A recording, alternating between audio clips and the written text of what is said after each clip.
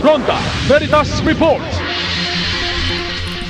Mga kapanalig, ating pakinggan ang damdaming anawim ng mga commuters ng Pasig River Ferry Service matapos ilunsad ang libreng wifi sa bawat ferry.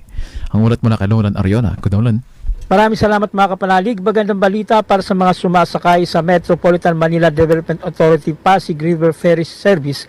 Mayroon ng libreng wifi sa mga istasyon at piling ferry boats sa pamamagitan ng free Public Internet Access Program ng Department of Information and Communications Technology. Maaari nang makakonekta sa internet ang mga pasahero habang bumibiyahe. Ayon sa DICT, maabot sa mahigit kumulang 14 hanggang 60 Mbps ang bilis ng koneksyon kapag kaunti ang gumagamit at 10 hanggang 20 Mbps naman tuwing rush hour. Kaugnay ito, narito ang damdamin nila Gerald at ang UP student na si Lance. Noon na naman, kasi habang nag-aantay ka ba sumakay, nakapag-wifi ka, hindi ka mag-boring. Kasi habang nag-aantay ka ng oras, papalilas din ang oras sa pag-wifi. Ayos naman, ganda naman sa hapon. Okay dito. Nakakatulong po siya, especially sa mga katulad ko na mahaba po yung waiting time.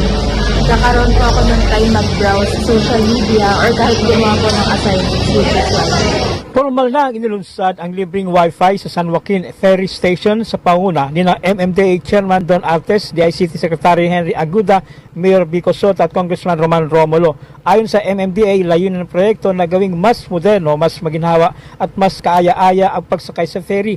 Dagdag pa ni Artes, inaasahan nilang mas mahihikayat ang publiko na gamitin ang libreng ferry service dahil sa internet access. Binanggit din ng MMDA na plano nilang magdadag pa ng mga electronic of eco-friendly ferry boats at magtayo ng kalagdagang ferry stations. Ayon kina Soto at Romulo, mahalaga na ngayon ang internet connectivity dahil malaking tulong ito sa pag-aaral, trabaho at digitalization ng mga lungsod.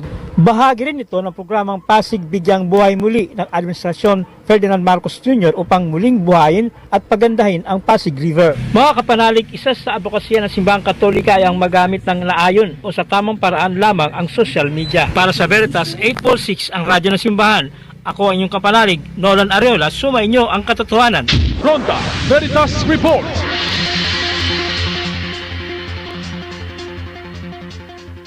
Narito ang programang Buhay at Kalusugan, hatid sa inyo